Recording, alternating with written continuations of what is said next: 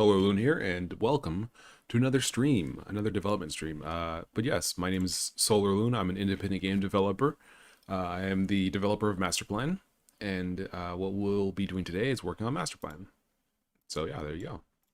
How's everybody doing today? Let's start off with that. But yeah, for those who are unaware or are maybe new to what I do or new to this software, MasterPlan, it's basically a project planning tool for independent game developers, for individuals, and it has a variety of tools that are useful, like completable tasks that you can automatically number by just placing them in a line like that. It's got whiteboards. It's got maps for, like, if you do maps in your work or in your hobby, but like if you're making a game, you can like make a map of an area. It's got images you can put in, or you can put in images, you can put in sounds, you can put in a timer, so you can keep on time if you want to do something like maybe work for an hour on something and then work for another hour on something else, or take a break every 15 minutes or whatever. So yeah, you have I guess taking a break every 15 minutes wouldn't end up with getting a lot done, but yeah, you can do a lot with MasterPlan.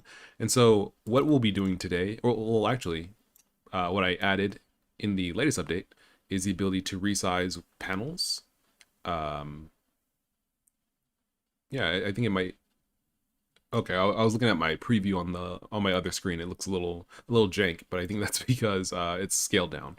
But yeah, you can resize panels here, and then you can also use tab focusing. So you can tab around, so you don't have to use the mouse and keyboard if you don't really want to. Cool. Nice and smooth.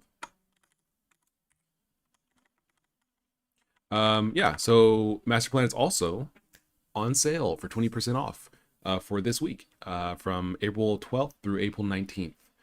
Should be on sale. It's on sale on itch as well as on Steam. So if you already have it, please feel free to grab a copy for a friend and gift it to them. I'm sure that they'll appreciate it if they are people who like to do stuff. Yeah. So that's it. Big Red G, hello, welcome. Thank you very much for popping in on the stream. And let me grab some music going, or get some music going, so that I'm not just talking to nobody. That's really loud for me, but for you it's good volume. Okay, cool. Yeah, so good. So the thing that we're gonna probably do today, I might very well tackle the problem that is GUI scaling. That's something that hasn't been implemented as of yet, and I've tried and failed to do it before. But yeah, we can give it a shot and see if we can get it done. And if so, that would be a fantastic thing to include in an update. And if I was able to get it done, I probably would basically just push out an update just for that, because it's kind of I doubt being able to do it on a single stream, and I doubt me being able to do it easily, but I can definitely give it a shot and see what happens. TJK says, yo, sup. Hello, welcome. Thank you very much for stopping by the stream. Yeah, so GUI scaling, for those who are unaware, is basically if you have a bigger resolution screen, the elements should be bigger. There's some element of this implemented already, which is basically GUI text size multiplier percentage, which basically means you can change how big the text appears. You can see it reflected on the modified text up here, and of course in all the text within the panel. So you can make things smaller or make things bigger, but that doesn't change the size of the buttons, and it doesn't change the size of the, well, it doesn't change the size of the buttons, and it doesn't change the size of the elements within the panel. So, if you want the panel to be bigger, you can't really do much. It's an interesting problem, because I can't actually like really visualize it, because my monitor isn't huge. Now that I think about it, my monitor is this is 1920 by 1080, but normally it's just 1440p, so it's slightly bigger, but not like some people who have like ultra wide monitors or 4K monitors, where it's like, yeah, it's small. Like, I've never had that problem, so I can only try to kind of reproduce it based off of a kind of theoretical concept.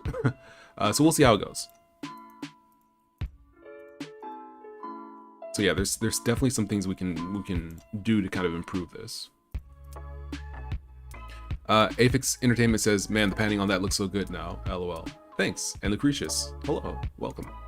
Rin Maverick, ayo, yo, how's it going? Welcome to the stream. So, GUI scaling, definitely an interesting concept, definitely an interesting thing to try to implement. So how would that even work? How would GUI scaling work? Like, this is definitely kind of a problem, but that's not really related to GUI scaling. It's just kind of a problem in general.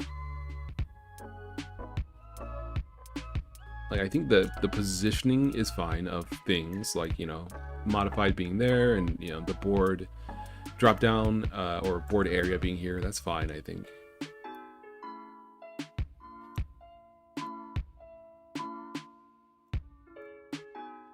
Let me see if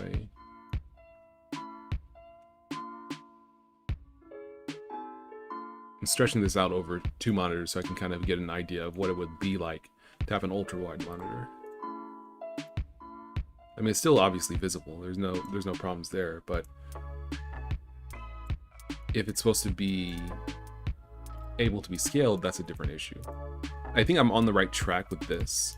Like, if I can do this, I probably can do the rest. Basically take it over the finish line, which is actually make everything kind of scale by this.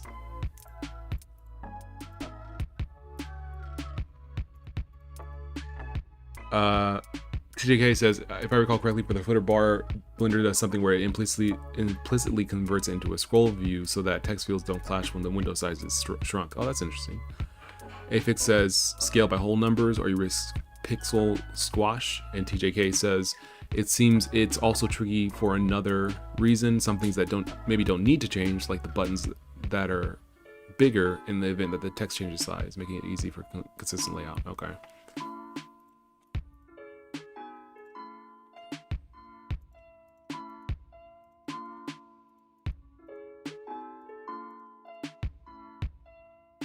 I'm wondering,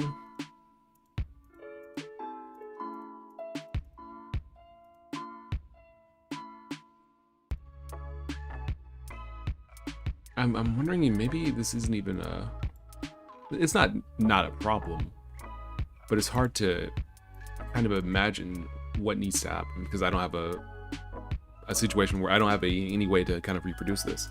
Well, maybe I can reproduce this a different way.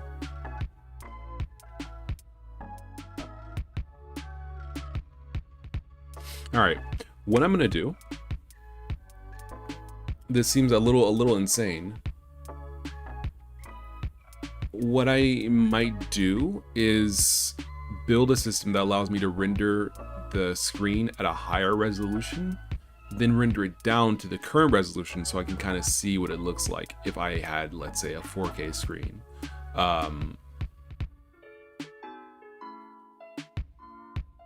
I'm just thinking about the logistics of that. Let me take a look at this. Let me take a look at my code here. See how I'm doing this. Let's see, width.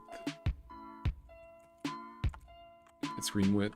So we're directly calling get screen width in a variety of places. Oh, actually, I just wanted to. Okay, so we convert it here. Yeah, we're getting the width and height. So there's no like disconnect between the size of the screen. So we could add a disconnect between the size of the screen and the size of the actual window, and then we could use that to like render a bigger window and like scale it down and thereby kind of see what we're working with. And I don't have any ability to change my screen size drastically, I don't believe. Nah, 1440p is as high as it goes.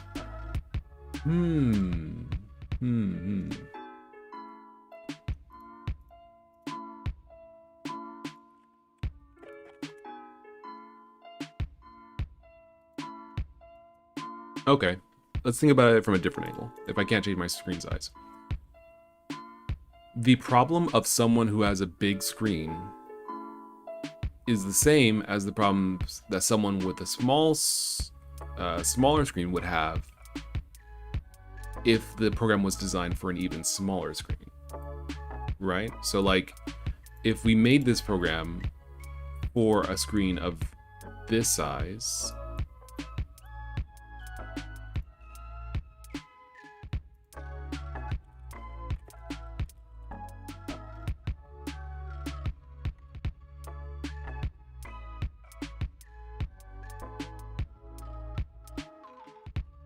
so I guess really it's just everything should scale. Like the distance between these elements should scale inward by half, essentially. If we're rendering all this at half size. Like let's say we were rendering this and it's like, oh man, you know, my screen is a 640 by 480 screen. This is all too big. I want to like cut down the size by like half. So you cut down the GUI text size multiplier, but everything is still like super spaced out. So we want to pull these in according to the GUI text, either this or some other spacing percentage. That seems doable. That seems doable. So we just basically add on the outer edges of a panel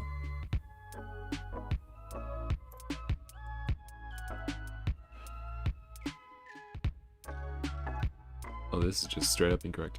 But we could add on the outer edges of the panel, basically additional, like we have the width of anything within a panel. We, I guess, half the height, half the distance between elements, half the size. That would allow us to make the elements bigger while also making the text, separating the text from the elements. Okay, that might be a good start. So for one thing, stuff isn't positioned correctly. That seems to be an obvious problem. Like at 100%, this isn't positioned correctly. At 200%, it seems fine. But yeah, like this is just off. So that might be a good place to start, is getting like things positioned properly. And then we go ahead and allow you to change the spacing between elements. So we can pull things in to effectively make the panel smaller and have less dead space at smaller percents.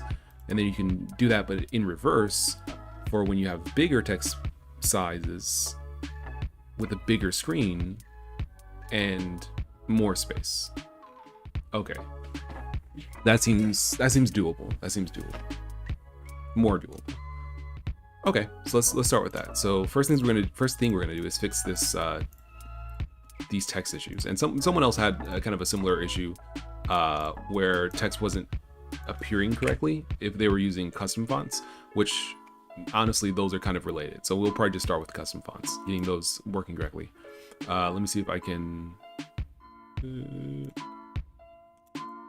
me see if I can find a nice custom font that has an obvious problem. Okay, this is a good font. This is a good font that has an obvious problem. The font doesn't have colons, so, or minuses. Like that's not my fault. That's just the font doesn't have that data, but it's also not positioned properly. So we want to fix the positioning. And if we fix positioning, that should basically get us a little bit closer where we want to go. Yeah. So let's restore this to default so I can actually see what I'm doing. And we're just gonna make a thing here. Let's see, custom font. I believe this.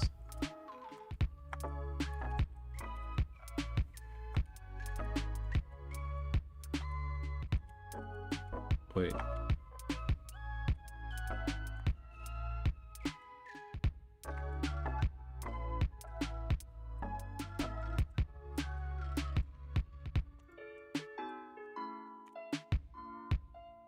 Okay. Implement text displaying better for fonts of different sizes. Okay, this is the issue. We will just slide this out. This is our first thing, and then also we want to do scaling, GUI scaling. Well, that's in here. Okay. Oops. Let me make this bigger.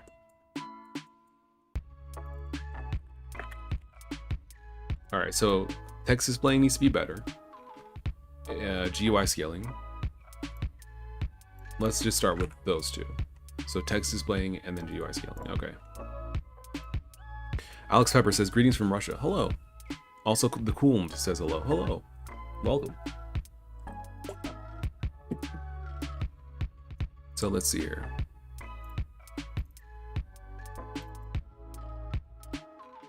We will go with this font. Yeah, okay. There's definitely a positioning issue here. So let's see if we can kind of figure this out. And this time I'm not going to be on very long. I'm just going to be on until around 1. Because I have another appointment that I need to take care of, but I just pressed run again. I have another appointment I need to take care of. But we'll still see if we can get some stuff done before then. So the way that font loading works, let's see. I think actually it might be in common, or is it here? No, I think it's in common. Already exists, says big fan of MasterPlan. Yo, thank you. Glad to hear that. I think it's a great tool. I believe it helps out a lot of people, myself included. I think it's extremely useful. Here we go. Okay, so reload fonts. So we are, of course, here's a default font, the default Excel font. But then we also load a custom font rather, or define the custom font path if it's already been defined and the file exists.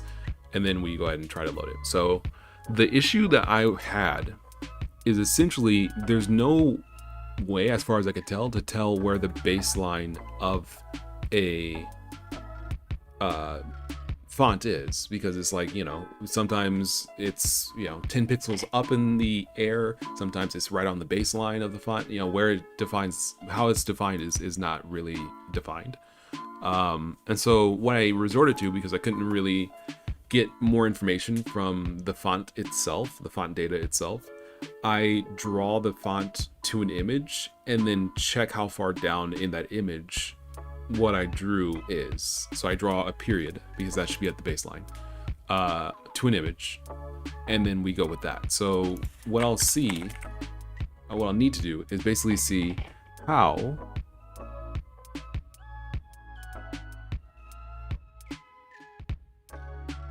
hold on. What I'll need to do is see how I can go ahead and see this image first. So let's see, we can't draw an image like that. What I'll do this.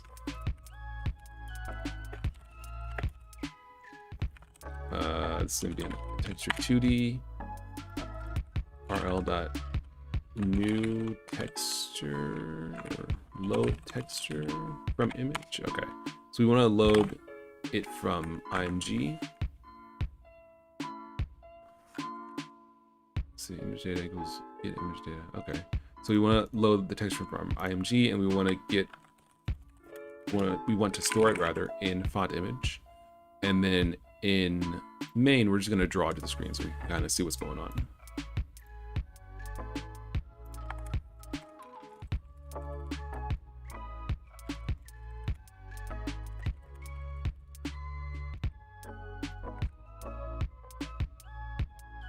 Already exists, says it's really helping me with my projects. Oh, really? Great.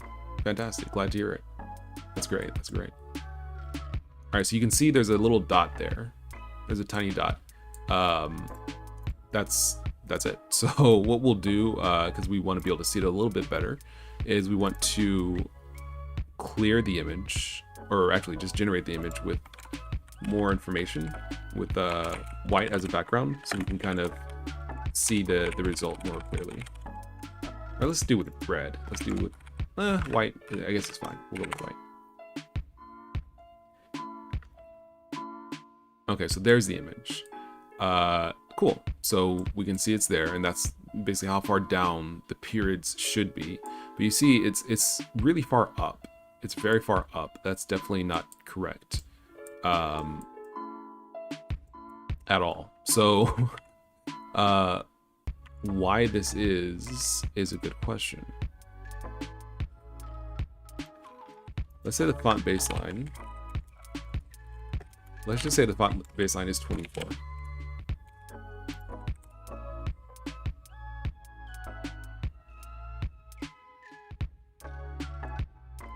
So we can see it's down considerably. Let's say the font baseline is 0.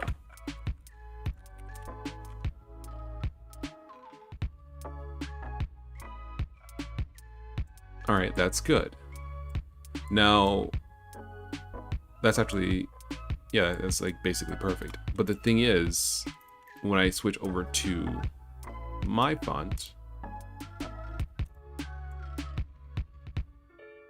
that's also perfect. Okay, what about if I switch to a different font?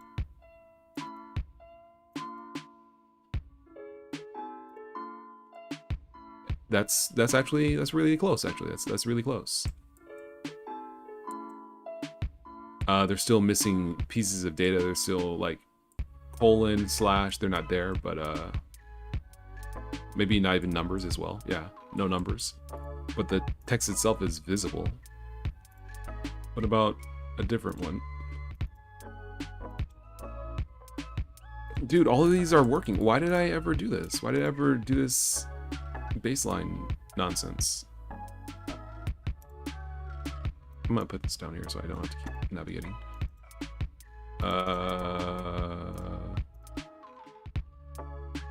Yeah, these are all like perfectly spaced.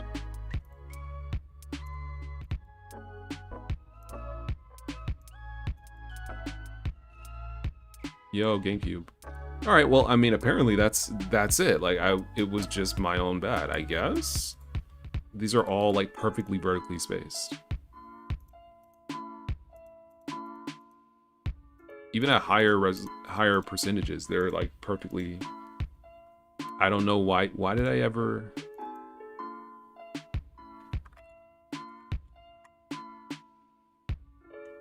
Why did I ever baseline?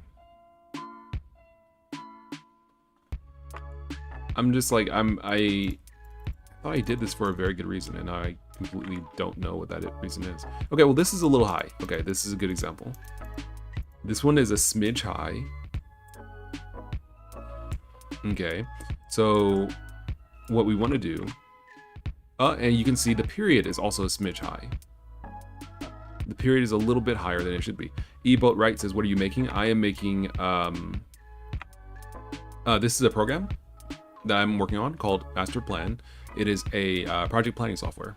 So it's basically something to help like indie developers or individuals or people who struggle with like motivation and struggle with getting things done, plan stuff out. So like you can make notes, you can make like task lists and progression lists.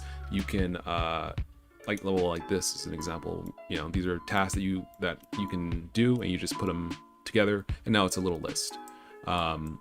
And so I'm the developer of this program, and I am trying to make it better. That's it.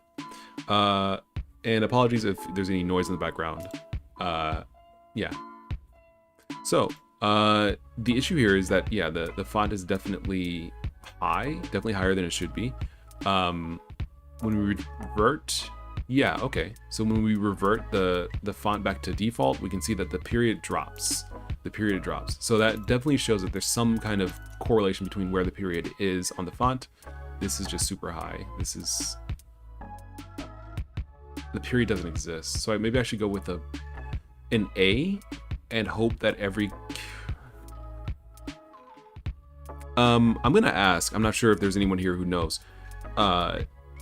Is there any font that does not have the letter A? I guess is... No, wait, hold on. Okay, that's like down there if I reset the font to default. Okay, well that period is pretty close. Might cause issues, but that's pretty close. But yeah, I'm just wondering if anyone knows if there are... Wait, you know what? Maybe what I should do, and someone suggested this before, but I was like, I'd rather solve it myself if I can. Maybe what I'll do is just make it so that you can just like change where the text vertically is.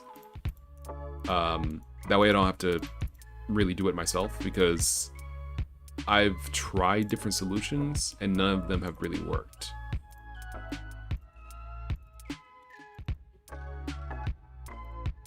Or at the very least, I can give it a shot, but like, a lot of these fonts look absolutely perfect, and even the ones that don't look good, they're just off by maybe like 3 pixels.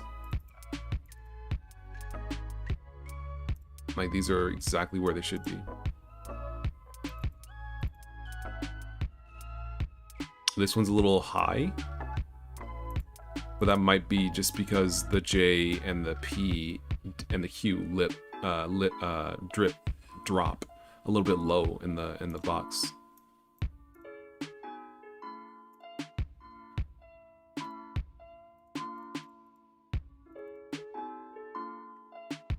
Wow, that's really hard to read. Like the font is just hard to read.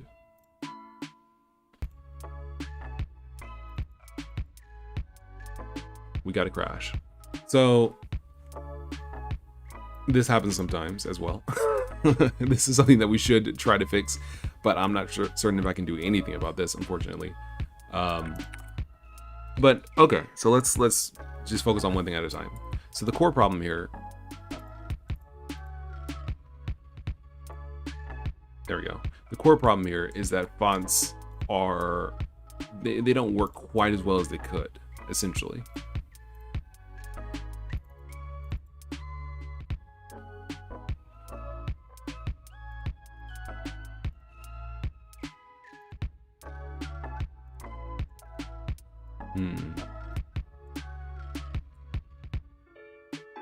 Oh yeah, I see what someone else was mentioning something about this. Okay, so there's a few things we can do here.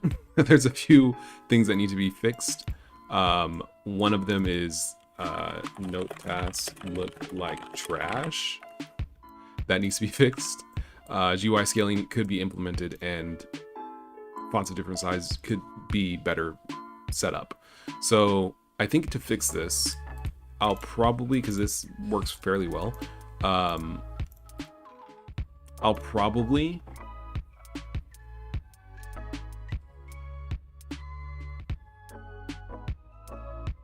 I'm thinking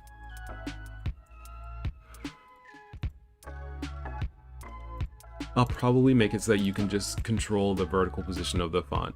That way I don't have to worry too much about it, because it seems like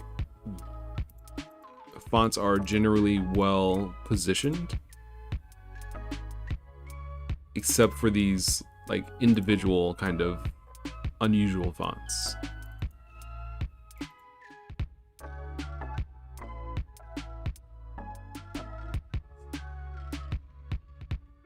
Did it crash, or is it?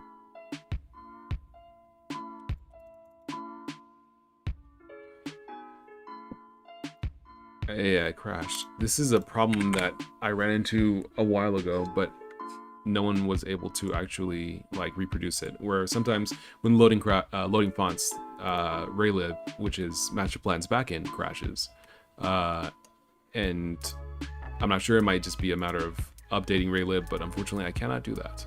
Boon D says, "Hello, how's it going?" It's going okay. It's going okay. Thank you very much for stopping by the stream. Well appreciated. Giuliano Campos says, any thoughts about implementing code snippets tasks? I would like to implement I don't know about code snippets specifically, but just maybe a task to display the contents of a file, so that if the file changes, the task also changes size and changes its display. That might be cool. Yeah, notes definitely look bad. Actually, something else that someone else mentioned was an issue is the inability, or basically when large files are created, when notes are created from large files, the note here blank. That's actually checkbox.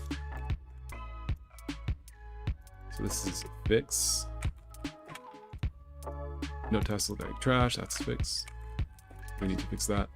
UI scaling is implementation. Implement text better displaying for fonts of different sizes. Okay.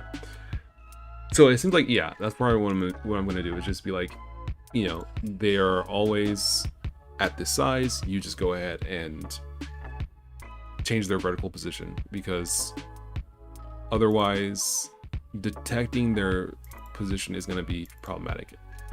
Maybe. I'll give it another shot. I'd like to do it if possible. This one's a little low, but it seems like that's correct. Any Key says, is this the Golang project you've been streaming recently? No, actually, this is, well, firstly, hello, but then also, this is MasterPlan. It's a program that I'm making for planning out games and projects and stuff. The Golang project I've been streaming recently is a video game. It's a 2D arcade action game, kind of like if you've ever played Load Runner, it's kind of like that. Let's see. So what we're gonna do here, I'd like to find a font that doesn't work right.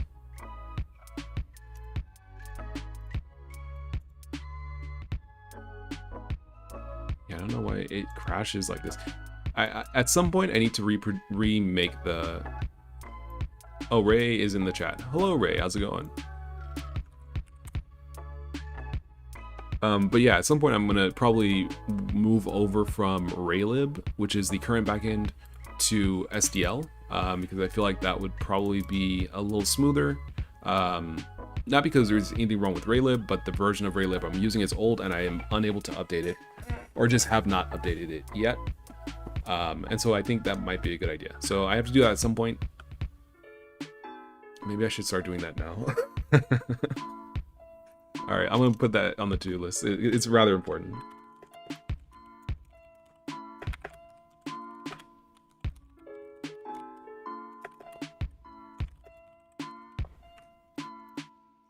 Let me save this actually before I mess around with this. Let's see.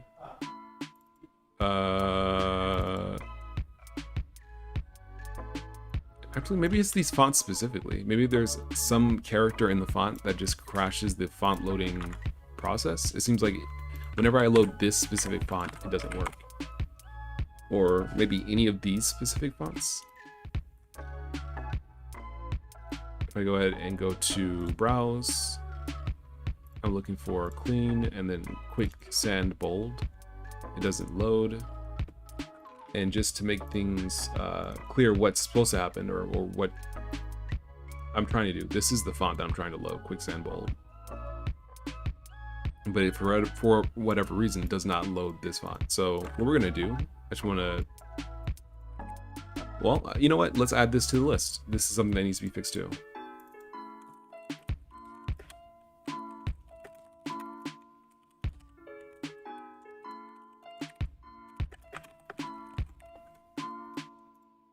Let's switch this, reset the font settings. There we go. So yeah, certain fonts don't seem to load Quicksand Bold as an example. So let's try something real quick. So I'm gonna restart. We're using the default font. I'm going to go to global. I'm gonna browse specifically for Quicksand Bold, and it crashes. Yeah. Okay. Zyodic says hello, hello. Lucretia says, does SDL have Golang bindings? It does. There is a Go SDL 2 library out there. So that's probably what I'll use, because I believe it has better IME support, and I believe for my purposes, which is basically using you know, whatever framework I'm using just for like drawing things to the screen and drawing things to textures and you know, taking input. Like I'm not using so much like of the other parts of Raylib, like you know, 3D rendering or, you know, stuff like that. I'm not using so much image stuff, mostly texture stuff. So like I feel like SDL might be a little bit lower level than Raylib, but that's also probably what I need to use. Jace Bolkler says, just picked up MasterPlan, looking forward to getting to know it. Oh, thank you. Thank you very much. I hope you enjoy using it. If you have any problems, please let me know. I'll be happy to work on them and see if I can improve it. That's what I'm doing now. All right, so yeah, what we're gonna do, I'm gonna go ahead and print out where this is not working. It might just be right here.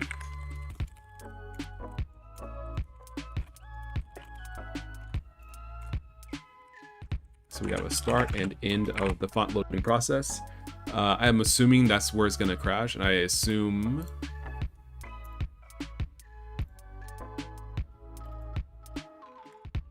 Yeah, so it started loading the font, but it never actually ended. It's not actually ending, rather. I'm going to try loading just 256 characters. By default, or previously, I was loading 65,000 characters because you might have foreign characters, you know, in a font. Like, you know, if you have a Japanese font or a Chinese font, there's additional Unicode points beyond the first 256 for those letters, you know, for those katakana, for those hiragana for Japanese, for the kanji for Japanese. So like those characters are further up, so I have to load the entire block because I don't know ahead of time which, you know, what characters you might need. In truth, it probably would be good to kind of scan the text that you're typing and see like, oh hey, are you using just the 256 characters? If so, then we'll just load those. Oh, did you use maybe the 1000th character? Okay, let's load, you know, the first 1024 characters, something like that. That probably would be a better, more efficient method, but in any case. All right, so now it loads. So it might just be a matter of maybe the font being really high resolution, and so it takes a long time to render each individual glyph, and so rendering 65,000 glyphs is going to take maybe 65 seconds, and that's why I'm thinking that it's freezing when really it's just taking the time that it needs to do it. So this loaded fine. Let's try 2048. Oh, we got a crash. Start font load and then fatal error. Unexpected signal during runtime execution. Okay. Yeah. This is less than ideal.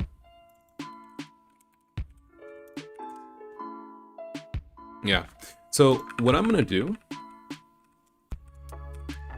I might do something very rash and just start rewriting MasterPlan right here, right now, with SDL on stream.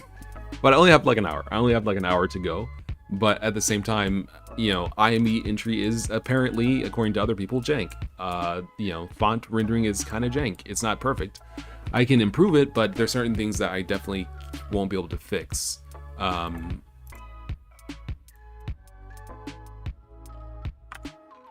Certain fonts not being... Wait a second. It's 65,000 now. Are we able to load? Is it working? What? What? So now this font loads fine? It loads all 65,000 characters fine in this font? Okay. All right. So we're chilling. Okay. Okay, so yeah, this is kind of the problem that now it won't load. Alright, so that, as you can see, this is kind of the problem. The font rendering is fine for the default font. Custom fonts are kind of jank, and I need to figure out a way to kind of square it away. I'd like to make it smoother. So here's what we'll do, because I don't want to take time and restarting everything from, not everything from scratch, but just restarting the process of, or starting the process of like moving everything over to SDL is going to be tough at best.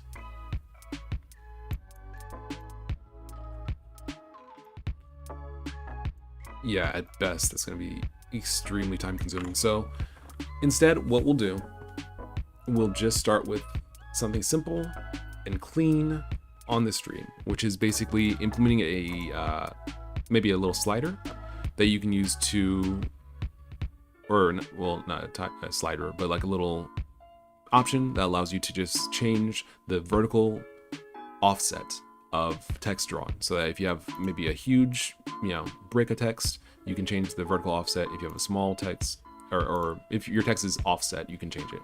We'll just do it like that. Yeah, let's do that. Let's do that. It's actually in common. Don Duval says SDL is much lower level than Raylib. It's going to be time consuming, at least if I were the one having to do the conversion. Ha, yeah, I assume so. But I feel like it's kind of necessary, because the alternative is kind of just to wait. Because Raylib is based on GLFW, and GLFW does not have really good IME support. And I can't update the current incarnation of Raylib Go because there's no newer version. Like Raylib is new, there's newer versions of Raylib, but the port of Raylib Go is kind of back a few versions, maybe a year. So like for me, I'd have to like personally upgrade Raylib Go, and even then it wouldn't solve the problems that I'm having with IME support, and fonts hopefully would be better. Hopefully, but I couldn't really confirm that. I feel like SDL being a much older, I think, framework, they might have had like text completely sorted. That would be ideal. So we'll see. We'll see. So what we're gonna do is we're gonna add this feature, or this this thing. So font baseline, we can still keep this variable because we're gonna actually no. Forget that variable.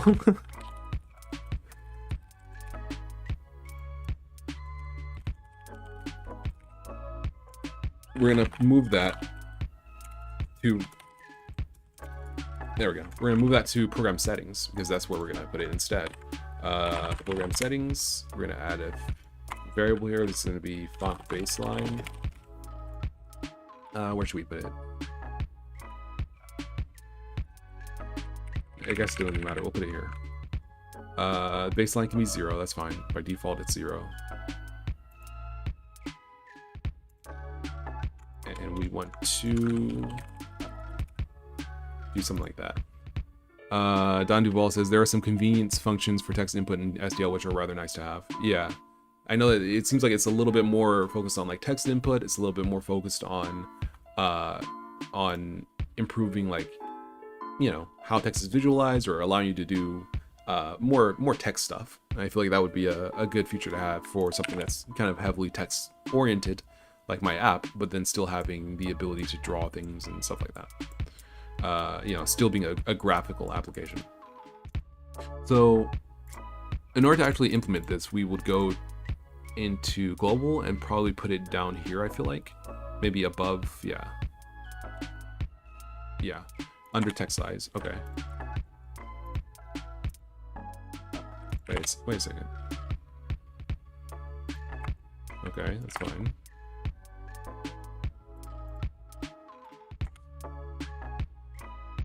That's weird. The previous time, I was unable to press enter to close the app, but now I am able to.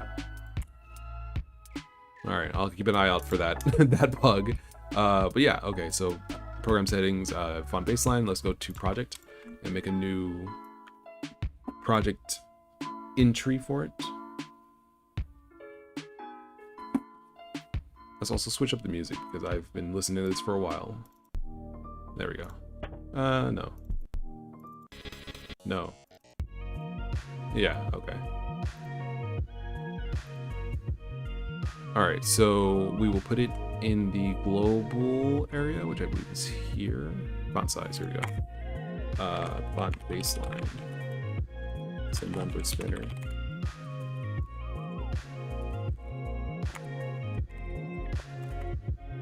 Font size, okay. Alright. Font size.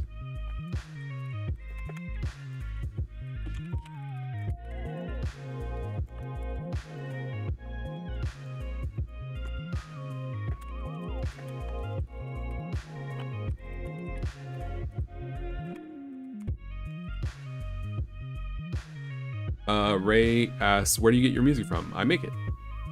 I make it myself.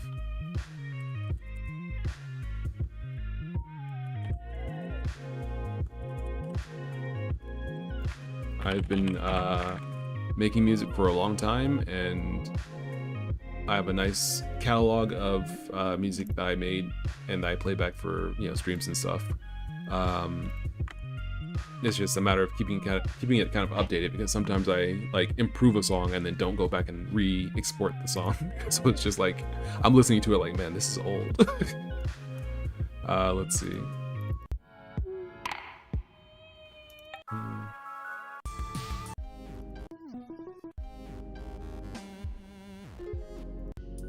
Let's go with this. This is a nice chill one. All right, so we got the font baseline element implemented. So font size, the minimum is 5. Do we want a minimum baseline? I don't think so, because it could be either too high or too low theoretically. So we won't really limit it too much. Let's see, font size, set number. Font baseline, set number 0. Program settings, font baseline equals project.font baseline number. Okay.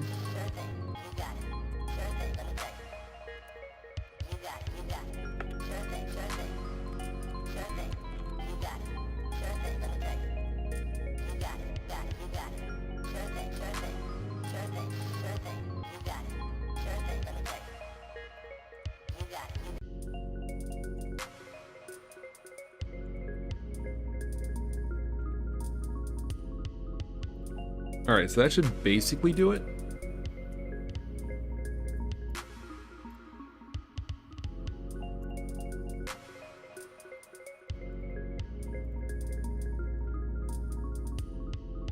It's pretty good.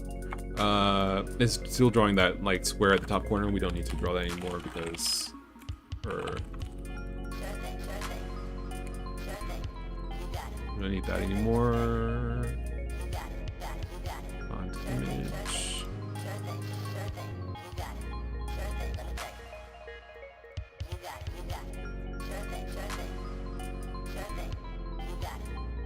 So we don't actually need to do this anymore.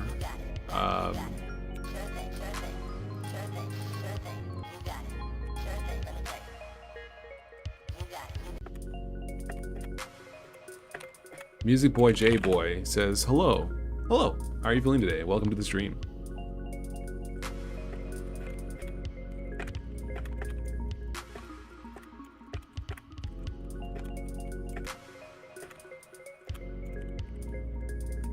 All right, we don't need that. All right, so we should be good. We are not good. There's an issue. It is here. I deleted one too many closing brackets. Okay. There we go. All right, so now you can go to global, you can scroll down and you can just be like, yo, can I make the baseline a little bit higher? Maybe a little bit lower.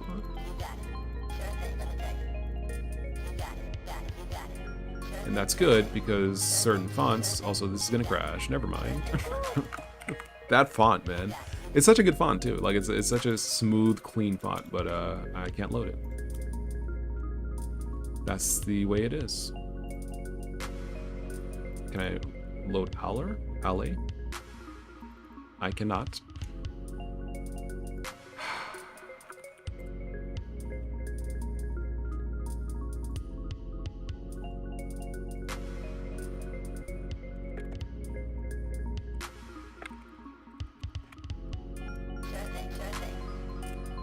Okay, so this at the very least should allow us to use it for some purposes. Let's try something else. Let's try.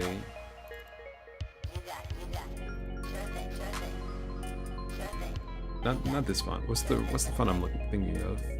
I'm thinking of a certain font. Is this it? I don't think it is, but let me see. Can I get a translate over here?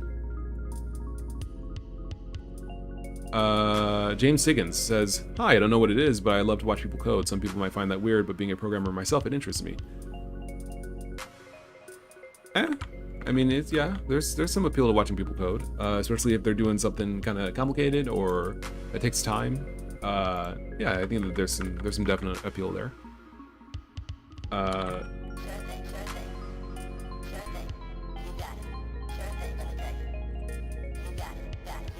Okay, so here's, because I think, no, this won't work.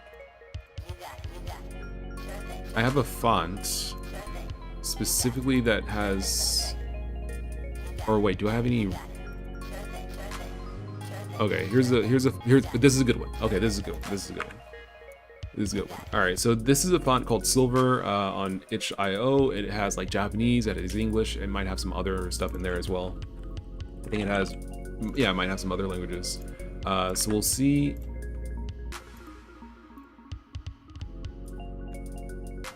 All right, so that does kind of work. So now we can say like, oh, it's a little too high, and move it down. Okay, yeah, that's simple. This still looks like trash. We can fix that later. But this is a good start. You can resize it.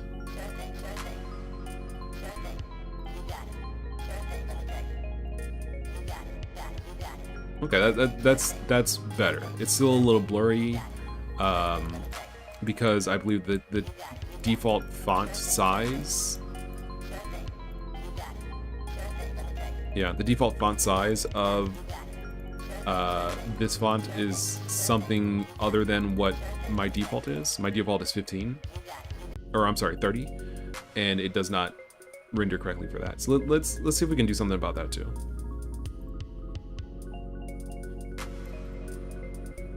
Iniki says, I get to see the thought process others use to solve a problem in real time, and I also get to see how languages and toolchains I don't use work. Yeah, that's true. So it's useful. I kind of feel like the baseline would be better if it was like negative is down and positive is up.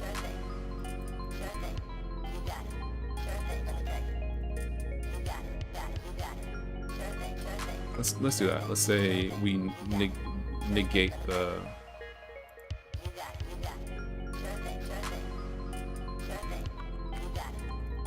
baseline. There we go.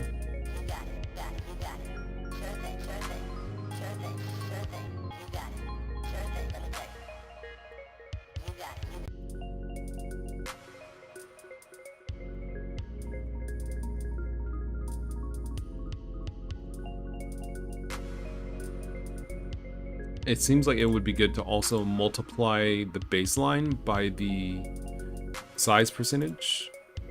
That seems like a good idea. Because 400 is outside of the box, the button. 100 is a little bit too low. Let's see if we can do something about that. Minus equal this.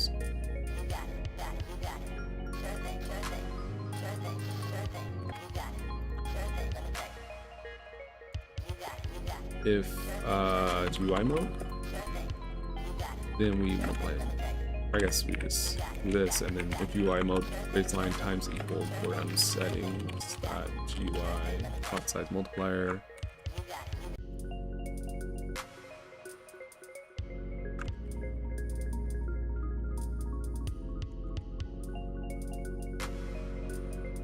Oh, GUI font size, okay.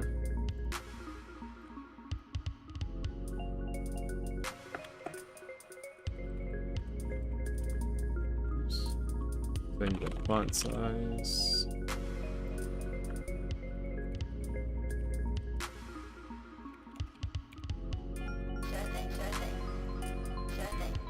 Okay, so that might work. Etienne Ode says, "Hey man, hello." James Siggins says, "Can we buy this music?" I think I've seen some of them somewhere, but can't remember where. Or I guess heard some of this somewhere.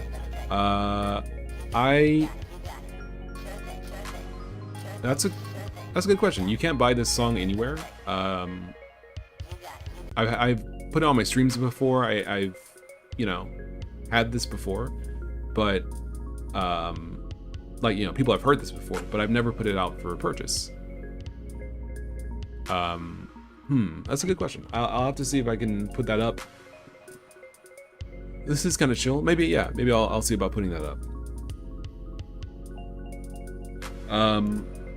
In the meantime, Etienne All Day says, what do you think of opening the last project by default when you launch MasterPlan? You can do that. You can just go to global and turn on auto load last project. And whenever you launch MasterPlan, it will automatically load the last thing you loaded.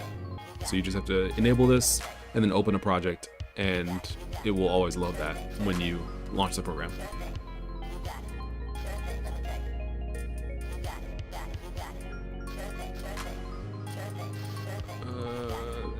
I feel like that might have fixed it a little bit.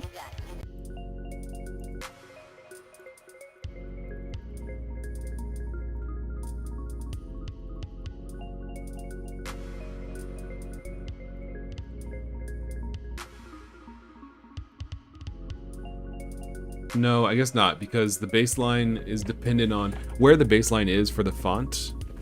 Etienne says, oh, awesome. Yeah, no problem. Yeah, no problem at all. But where the baseline is for the font depends on the font. So let's... James says, where would it be if you did? Bandcamp or something? It would probably be on Bandcamp. Or if I were to make it so that you could just listen to it without like it being available for purchase, it would be on like Spotify or YouTube Music, I believe. Like I have a account with DistroKid. I think it's DistroKid. And so they basically like put your song out, whatever songs or albums you do, they put it out to like every available platform. So, or many available platforms. So like Spotify, it might be on like, I'm trying to think of another one. I can't think of the other one. Oh, Pandora Music. So like it would be available for listening there. But if I wanted to put it on Bandcamp, I could definitely do so if you wanted to purchase it. Yeah. Right. So this is what I was talking about. So basically, if you have a font, right, and the baseline is here for this font, but for this font, the baseline is, let's say, up here. We can't simply say like, oh, okay, well, let's just multiply the baseline times the GUI scaling percentage, because we don't actually know where the baseline is. It could be high, it could be low, it could be a little bit lower than the font, it could be a little bit higher than the font. So we don't know that, so we can't actually position it correctly.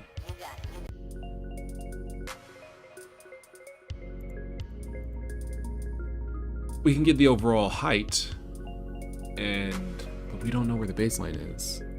See, this is kind of where I think SDL would probably help out. I think the version of Raylib Go I have doesn't allow me to get that information. I think I don't believe there's a way for me to get the baseline. Like, the baseline is there, but either it's not accessible, as far as I remember, it's not accessible, or it is accessible, but I can only access like the first rune, the first graphic in the font. So I can't actually see the other baselines, and the only one that I can see, I don't think is correct.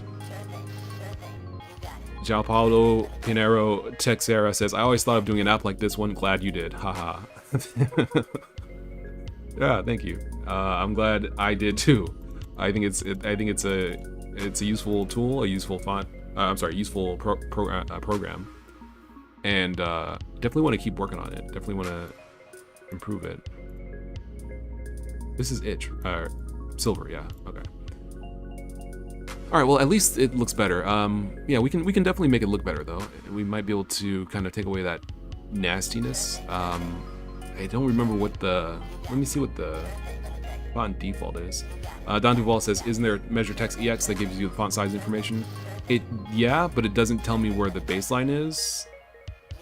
So because of that, I can't really tell like where to position things. Like, I can draw things on screen. I can draw text and just like draw in this box, hopefully, or draw from this position. Let's say I'm drawing the word settings from right here. But because I don't know where the font puts the zero position, I can't really vertically or horizontally position them except by relative movements because of the size of the word. I can't say, for example, I want to center this word within the button. Like, I can't change the baseline depending on the size of the text, because where that baseline is unknown to me.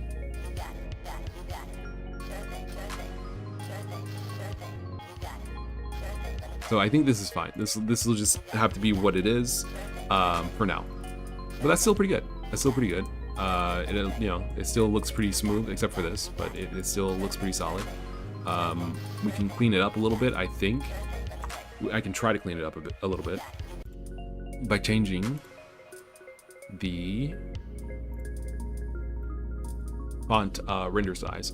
So the way that this works internally is when you render a font or load a font, it takes basically the size to render the font initially, and then from there it scales it. So by default is 30, which seems like a normal number, but as you can see, it doesn't look that good. It looks okay at a distance, but at close range, it looks a little funky.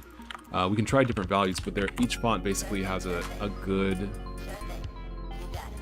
ideal value. 20 seems to be not great, and I'm not sure if we can just like get an absurdly large number and scale it down, because that actually looks pretty good.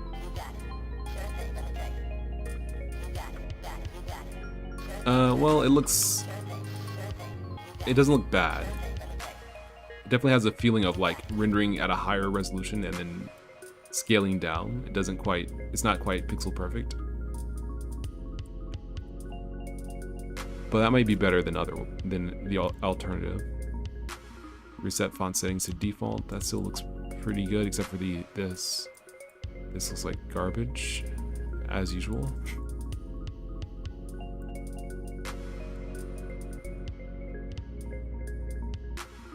Yeah, it definitely looks worse, I think. Like if we go back to 30, I feel like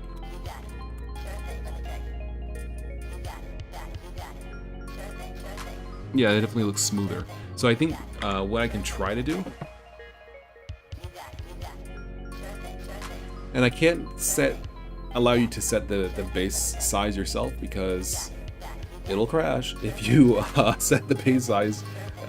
If you try to load fonts too often, it'll crash. So like, I don't want to say like, oh yeah, here you can use this to like change the size of your font to make it look crisper, but then while you're doing it, it's crashing constantly. So it's very interesting the payoff and the offset between trying to get something to work well and trying to enhance the user experience and trying to avoid crashes that are inevitable in certain situations because of things that are beyond your control. So let's see. Honestly, just this is a pretty good step up. Just being able to change the baseline is solid.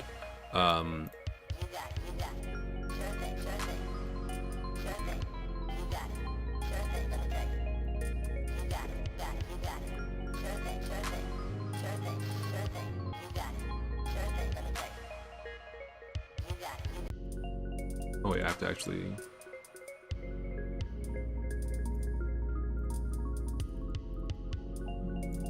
Okay, there we go. Yeah, this is basically unreadable. So we have to fix this. This is like top of critical importance, is that notes look like trash. And GUI scaling can kind of come at the end. So notes looking like trash is because we're rendering them to a texture, and that process is clearly not great. So we'll see if we can do something about that. Why can't I press enter?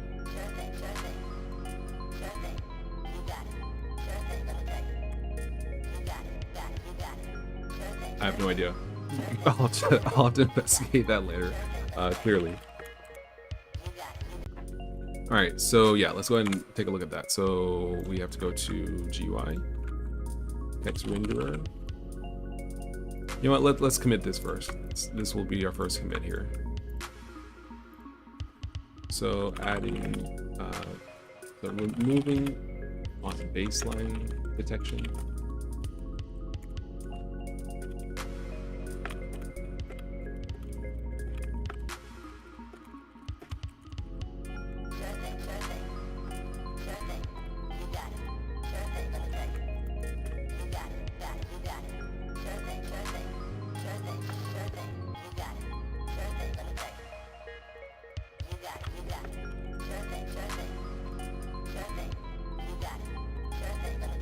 Okay, this is, whoops. I believe this to be an acceptable trade-off. Yeah, I believe this to be an acceptable solid trade-off. So we have font baseline. Just reviewing this real quick before I commit. Defaults this, okay. Font baseline changes as well, then we say the settings had to change. Okay. Oh yeah, this is unnecessary. Glad I reviewed it.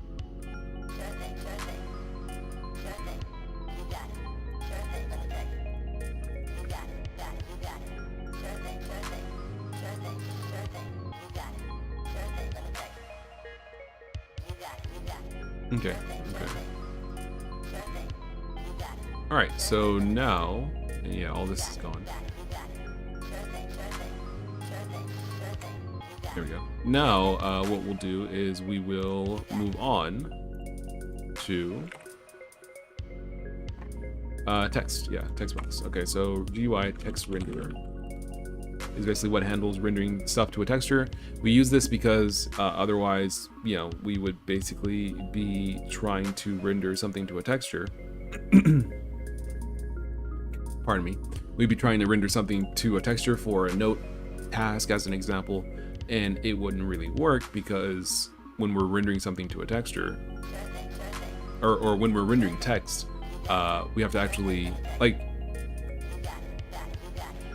we render stuff to a texture because note tasks specifically tend to be pretty heavy. Like, you know, they display a lot of text usually, but then also because we're drawing fonts that contain 65,000 characters at maximum, basically this is a stopgap solution. So that instead of just drawing these fonts that contain a lot of characters and slowing down the game, or slowing down MasterPlan, instead we draw to a texture and then draw the texture to the screen every frame. So that way we don't have to worry too much about slowing down the screen, slowing down the processing of MasterPlan, even though it still slows down, because if we're using text boxes, we're still drawing to a text box all the text that's on the, so this is kind of a hacky solution. It's not great, to be honest. It's okay, but it's not great, because we still have the core problem of drawing stuff to a texture or the screen. It takes a lot of time. If drawing text specifically to the screen or a texture takes a lot of time if it contains a lot of characters. There's not really much we can do about that, unfortunately. Don says, but you don't need to update the text texture every frame. Yeah, that's true, and I don't.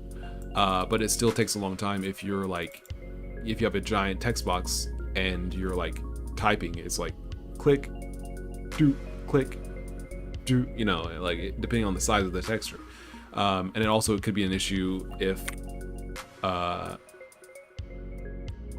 your graphics card doesn't have a big enough VRAM cache. Like if your video RAM isn't large enough to handle a texture, you know, large enough for your file, which could be the case if you have a particularly massive text file like this. Like, yeah, here's an example. If we go ahead and say like, oh, we want to paste in the text from our GUI.go file. Either it's hung and it's not going to recover, or something. Let me check out what my stats are here. All right, so I'm not out of RAM. I'm not out of RAM, and the GPU isn't crushing, but it's definitely not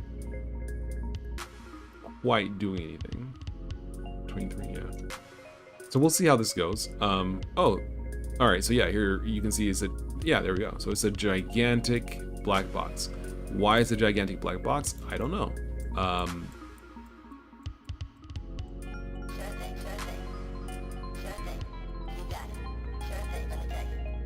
just gonna use.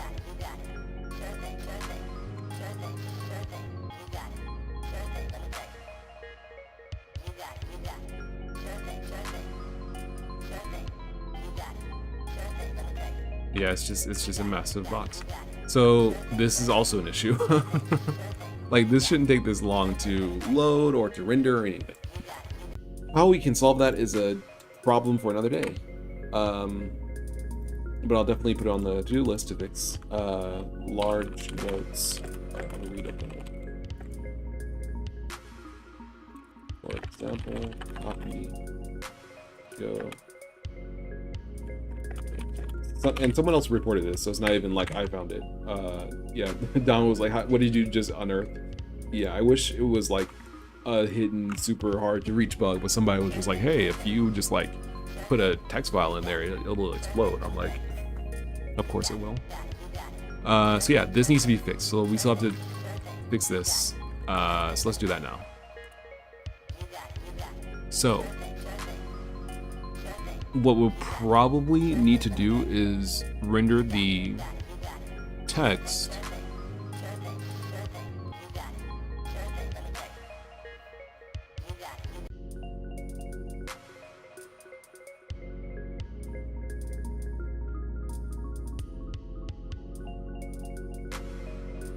I want to try something real quick.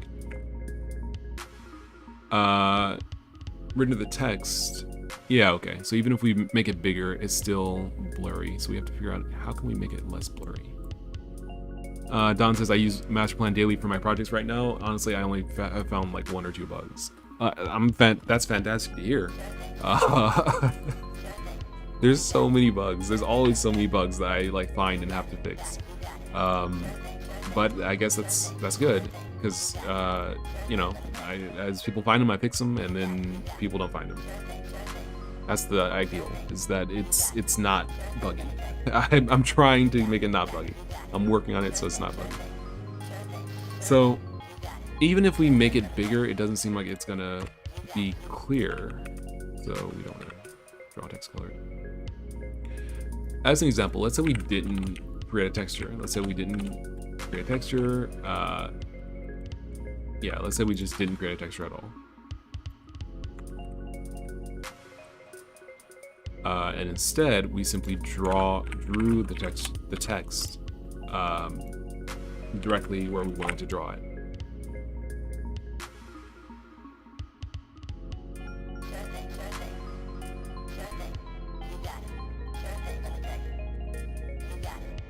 Oh, okay. Yeah, we want to draw it at the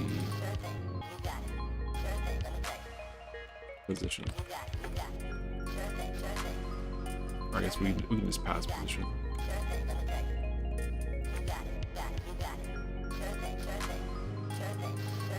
So here you can see the text is much clearer.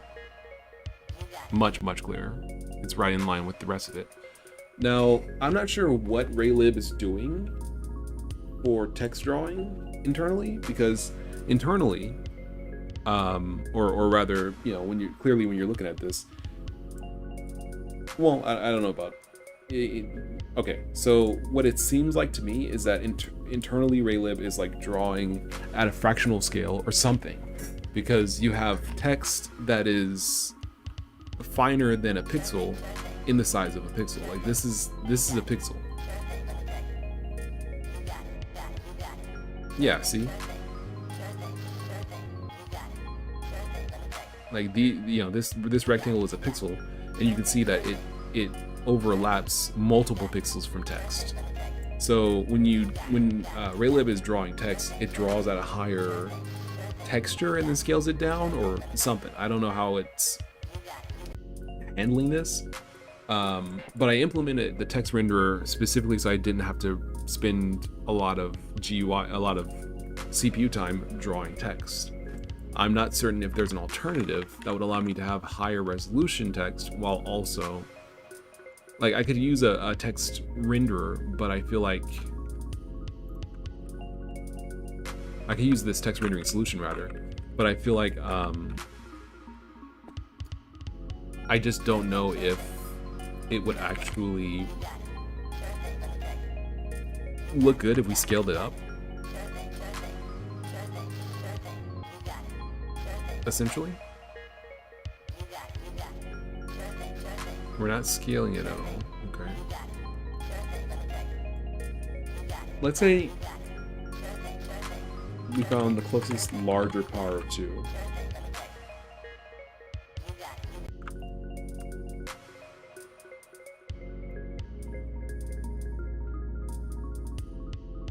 And then we drew the text at a bigger scale.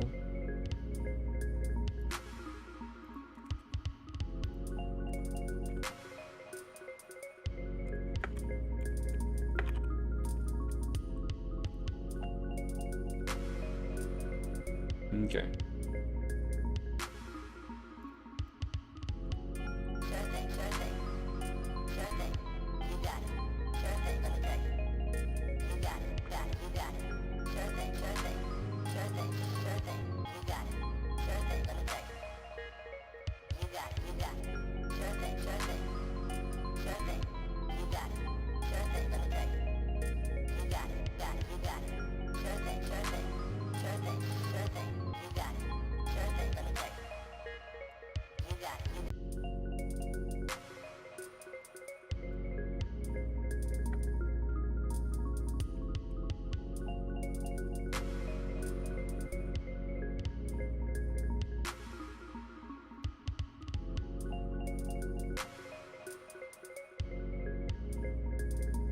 Don Duval says, sign distance field. SDF fonts can give you a very clean looking font without using a huge free type or the like library.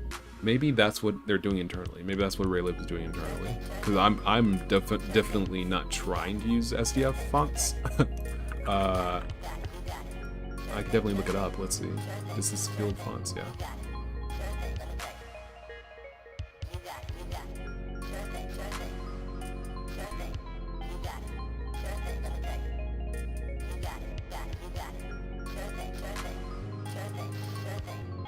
Okay, I'm just looking at it.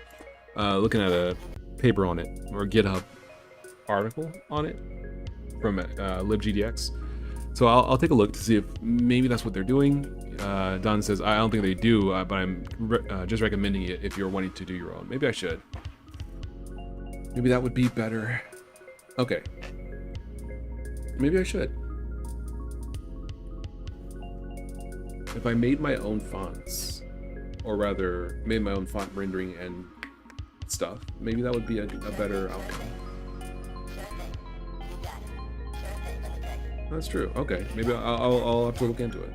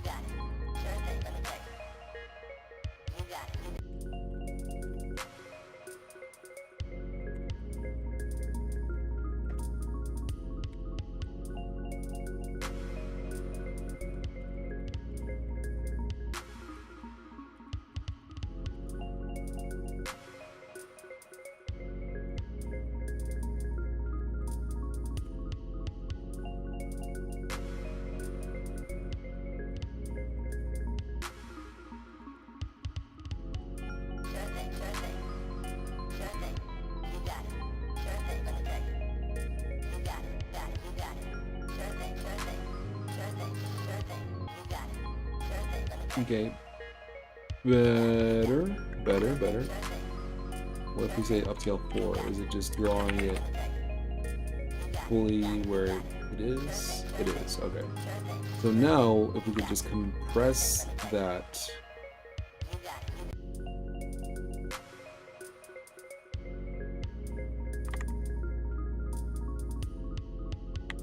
Oh, wait.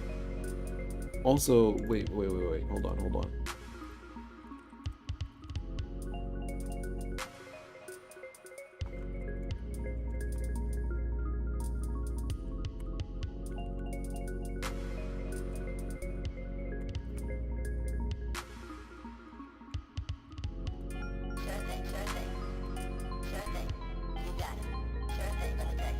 Whoops.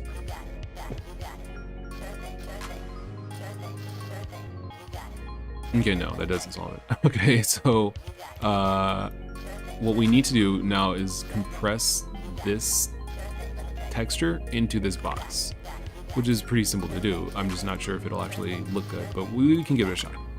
So the destination size is going to be width divided by equal gr.upscale, and height is also going to be this. I don't know if this will work, but we can give it a shot, see if it does. All right, well, it's definitely higher resolution when you zoom in. Definitely an improvement. But it's weird how the font looks largely fine here, but it looks different here. I think it's squeezed in some way. It might be squeezed horizontally.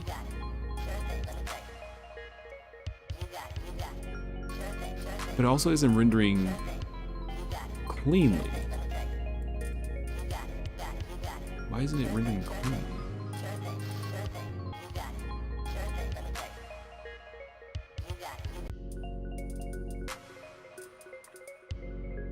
Let's see. So the position, we're drawing in the position. Drawing the text with the scale and the position. The position is 0, 0. I don't think I need to do... I don't think fractions are the right way to go. Let's see.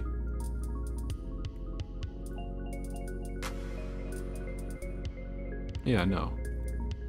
Here's what we'll do, because I'm interested in seeing how this works.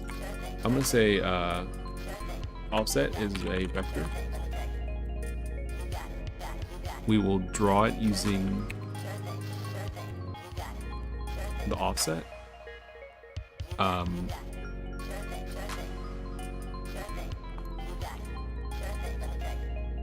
We'll always do this. And we will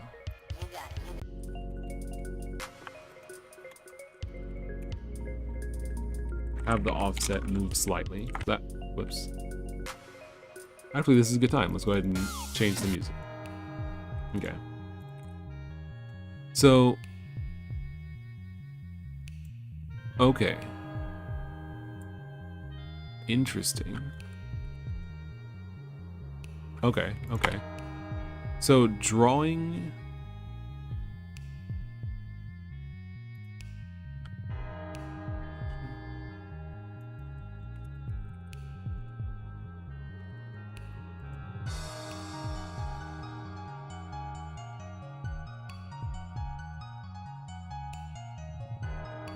Drawing text doesn't seem to be fractional. I kind of always thought it was.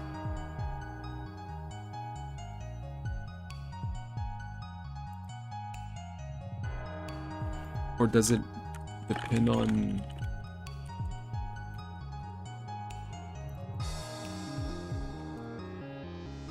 maybe how I'm clearing the background? Oh, this looks so weird.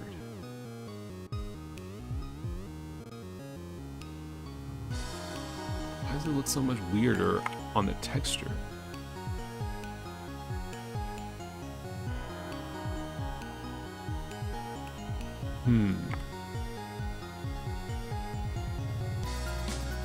Rashad Z says, yo, hello, welcome. What feature am I working on today? I'm working on the ability, also I think my music might be a little loud. Let's drop it just a smidge. There we go. I'm working on the ability to not have notes look like garbage. And I'm failing. I'm lost in the sauce. I'm getting bodied.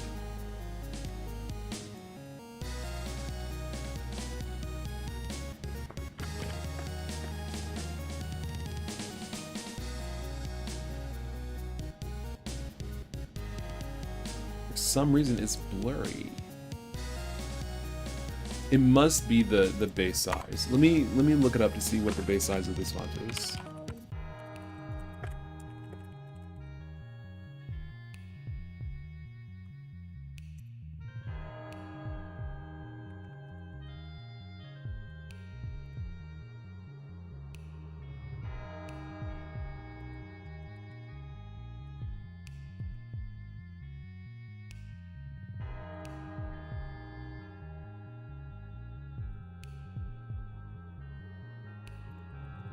Let's see, base size. Okay, native point size 19. Okay, so let's try that. I'm gonna go ahead and go to common, and I'm gonna try building the font with 19 instead of 30. Looks like garbage. But wait. Okay, that's interesting. So now it's actually like warbling a little bit. Okay, interesting, interesting. Rin Maverick says maybe something to do with anti-aliasing. Kind of does feel like that. But I am setting the filter for the font's texture to point, which I believe it is by default. But I'm doing it anyway by hand just to make sure. 1838.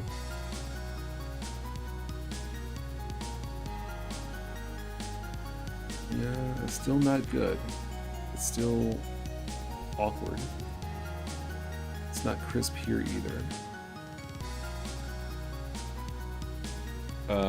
60, 76. Let me not do this.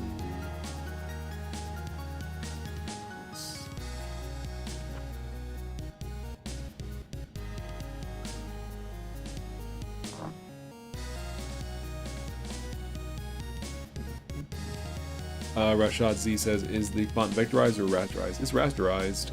It should be drawing a basically perfect resolution, but for some reason it's not. It's blurry very slightly in this case.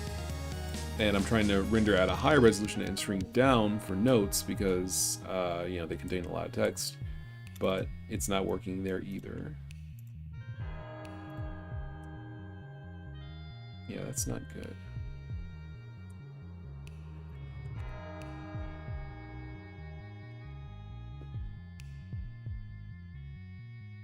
All right, let's try a different number. Let's try 10. All right, basically illegible. Let's try 20.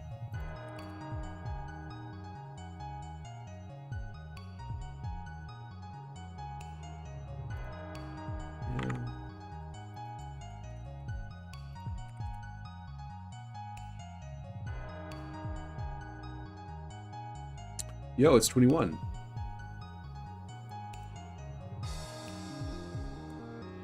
Yo, it's 21. All right. All right. Okay, so let's try 42.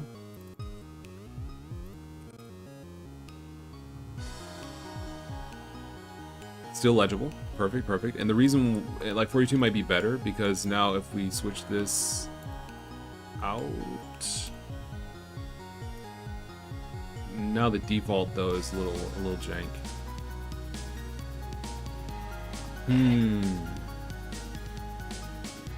So how can we get the default and this font to look good? And we crashed.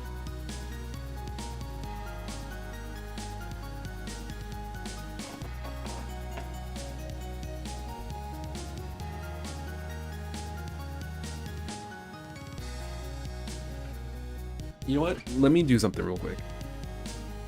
Rashad Z says, so the font resolution has to be a multiple of 21. Yeah, the way that fonts work in Raylib is you load the font in with a number with the basically, like, I guess the ideal size of the font, and then when you draw it, you can draw it at whatever point you want, but it's basically going to be scaled up from that ideal point. So it's like, okay, it's 19 or it's 15 or it's 12 or it's 20 or whatever, and then from that point you can scale it up or down. The problem kind of comes in because different fonts have different base levels, and reloading fonts frequently crashes Raylib Go with the current. I don't know if it's my current machine or what.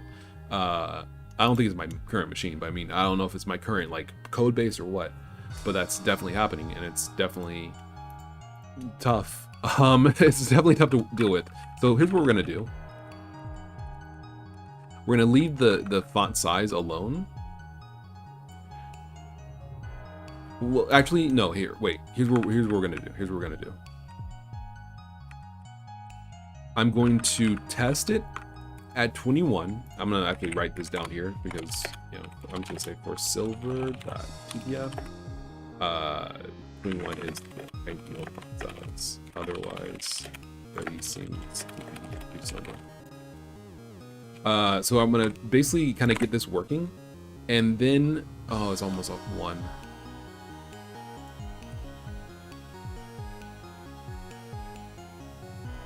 Oh, wait, what?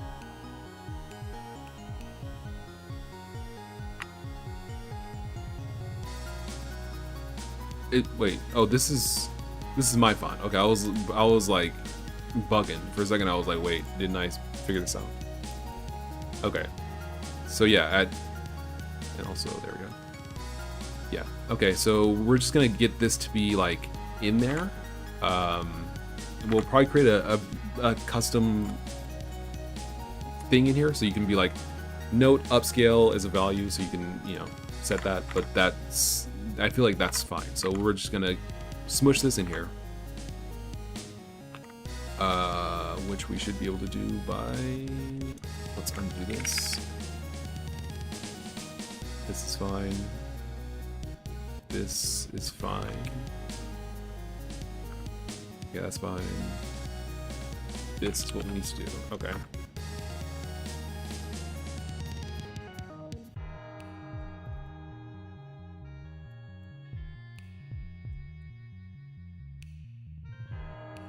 All right, that is pretty good. So we can compare this by basically saying like, okay, it used to be 30, and this used to be upscale of 1. Basically no upscale. And it used to look like this, which is basically illegible with this particular font. Now, if we go ahead and say the upscale is 2, it should at least be kind of visible. Yeah, it's not great, but it's there. If we really want it to look good, we have to set the font size to be 21, and then we're good. We're golden. More or less golden. It still is looking a little jank, but at least it's crisp. All right, that's fine. What I'm probably gonna do is move over to SDL. That's like in the near future, because like I feel like I'm kind of hitting the edge of what I can do with Raylib when it comes to fonts, and I use fonts pretty heavily, so it's like, I don't know. I'll see if I can kind of make a kind of small test project, just to kind of like compare maybe text drawing and stuff like that with SDL, and see how it performs. If I can like easily reload fonts, if I can easily maybe determine the ideal font with SDL without even having to do it myself, or have the user put it in, that would be ideal. So that's probably what I'll end up needing to do, is basically determining if SDL is the way forward when it comes to fonts, because I don't want to put in all the time to like move this entire code base over and then find out like, oh yeah, it doesn't work. In answer to your question, Rashad Z, yeah, sorry, I was lost in the sauce. But yes, the font resolution for this particular font, for silver, which is this font, it needs to be a multiple of 21 for it to really be crisp. Don Duval says, I wish Raylib would work for you. It needs a good project like MasterPlan to be developed using it. Yeah, I really do like Raylib. Like, I like it a lot. It's a great tool. I really recommend it. It's just Raylib Go is kind of outdated, and even if I were to update it, there's still problems that I think I would probably still run into. And that's like IME stuff. Font handling might not really be there. Maybe. The crashes are pretty much the problem that I'm running into, and that probably would be fixed if I could update it. So I won't put that on Raylib. I would put that on the Raylib Go port just being outdated, and just needing to be, updated. But then there's still no IME support because of GLFW. which is something that I need to look into and either do myself somehow or use a backend, that either has IME. Like I would have to do something to get IME support working more reliably, because it's not as simple apparently as just like I thought it was relatively simple, basically by just being like, okay, let's just grab all of the text characters that are entered in this frame, because you can enter multiple keys in a single frame if you're using an IME, because you're typing out basically a sentence or a phrase or a word composed of multiple characters and then smushing them into the program. But there's more to it than that. And some people are like, it's not working for me, which is obviously not good. I need to investigate that. TJK says Raylib is a good prototyping tool, but professional work usually requires way more manual polish. Yeah, I mean, like I think it's a really good tool. I think Raylib's really like top tier when it comes to doing what it does. I really do like it. I really do want to encourage people to use it. But I do think that there's a lot of things I need to do that I'm unable to do currently, that I need to investigate how to resolve. And if the port of Raylib that I'm using is old, then either I need to update it or I need to use something that works. Those are the only real options. I mean, of course, I guess the alternative is to like do font loading and text handling myself, which depending on the format of TTF files, and maybe I could do that. Maybe there's a way to load TTF files outside of Raylib. I guess there must be, right? But the process of actually loading them, or rather, the process of actually drawing them, it wouldn't work with Raylib, so I don't know. Yeah, someone mentioned signed distance fields earlier. That might be worth looking into. Yeah, that sounds like definitely a good idea. If it means crisper text, it would be cool if you could add lines from one text to another. It would be super useful for planning out branching paths for a story or something, sort of like a flowchart or a mind map. Yeah, you can do that with the line task. Unless you're talking about something else.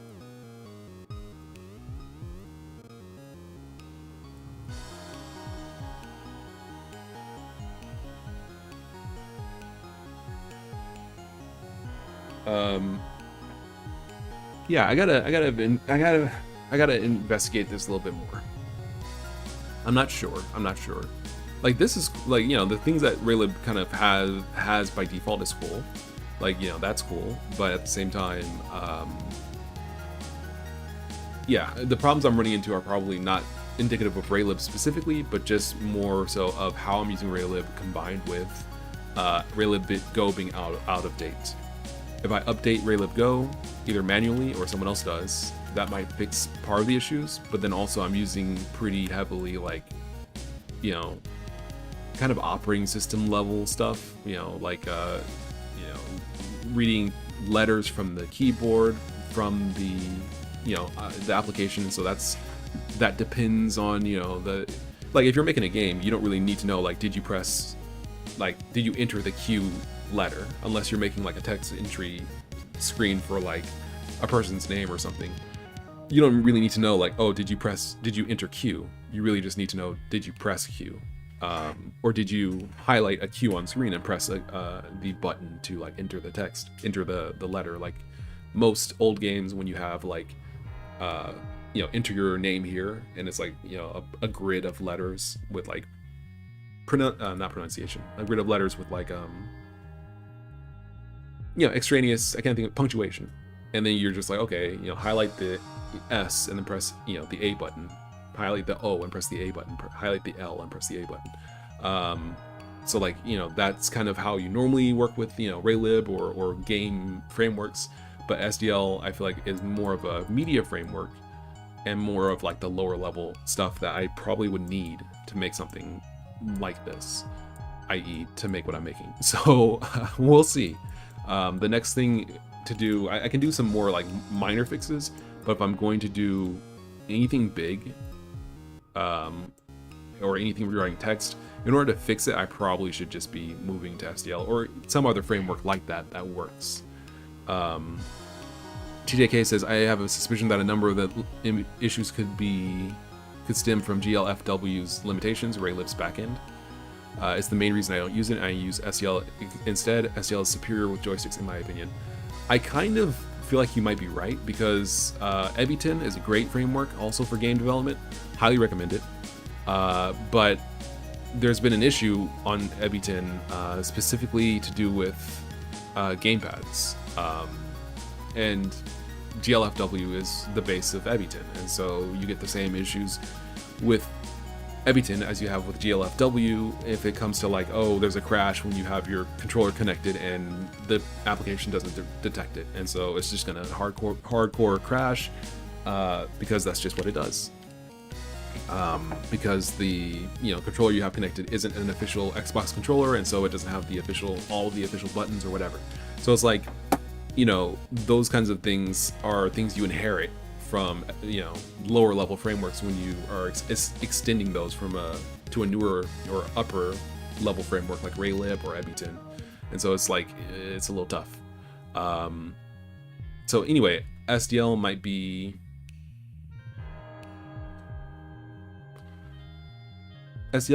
something I need to investigate. Afix says, have you looked into SFML? Seems to handle everything way better than SDL. I could definitely check into it. I haven't really committed to SDL or SFML just yet, but I know I need to do something. I will need to do something to get kind of better support for stuff, because it seems like people are looking for like, more internationalization, and I don't think I'll be able to really hit that with Raylib.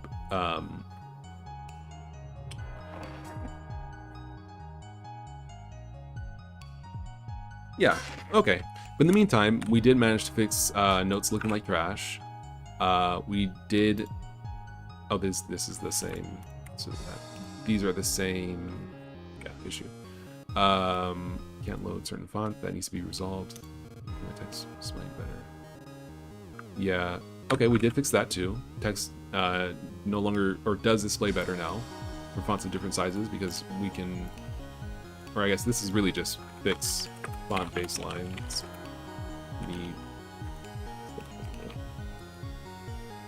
So that is resolved.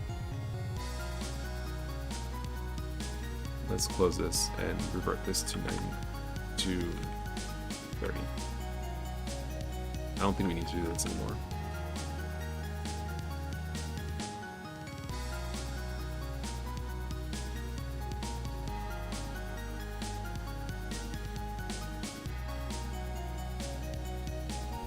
Yeah, okay.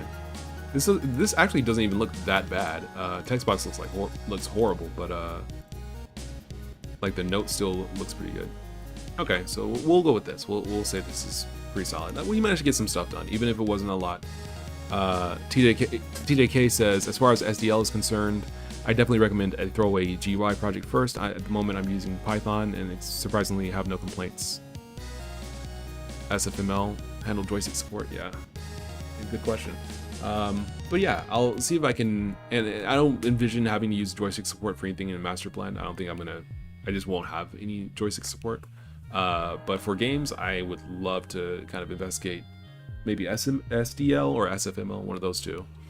And so that's probably the next like big step, is to go ahead and make a small project with SDL or SFML in Go, because I already have all this code in Go. And then try to, assuming, I can kind of get a basic system working, try to migrate stuff slowly and surely over to that new framework and see if that kind of helps resolve the issues I'm having. So we'll see. What I probably will do even before I do that is maybe make a list of just the things I expect / hope to see, like maybe the ability to detect the base size of fonts, by loading them. If either framework can do that by hand, IME support, stability, just that kind of stuff. If I can make a list of that kind of stuff and then make an app that basically kind of shows those things working with the framework and seems pretty solid, then that'll help me out a great deal. Also, different system locales. Like if you're typing in, let's say, French using the AZERTY keyboard, but you have a QWERTY keyboard, it should be able to detect that and kind of give me the necessary information I need to allow you to enter the right letters and all that stuff. So there's a few things that I need to kind of have up here. SFML uses a font library which literally handles anything with fonts for you without any work. Never have found a font I've not been able to load and use with zero work. Oh, that's great to hear. It may also be possible you need to deal with an OpenGL SDL blend in text rendering. Yeah, that's definitely a possibility. So that's probably what I'll do. Hopefully by next stream, assuming I have another stream, I'll see if I can have a little application up and running that kind of, works with either SDL, SFML, or maybe both in 2 different applications, and kind of see how does it feel, how does it work, all that kind of stuff. Whew. All right, well, it's been fun. Unfortunately, I have to go. It's 1 o'clock. But yeah, I really do appreciate your stopping by. So thank you very much, everybody. I've been SolarLoon. I've been working here on MasterPlan. And if you do want to support development, please feel free to check out MasterPlan. It is 20% off for next week from April 12th through April 19th. If you already have it, thanks. Feel free to suggest any features, give feedback. I would appreciate it.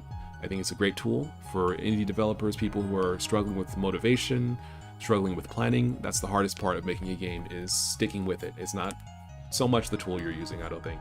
And so this is something to help you out with that. And if you already purchased it, please feel free to buy a copy and gift it to somebody else. Yeah, spread it around.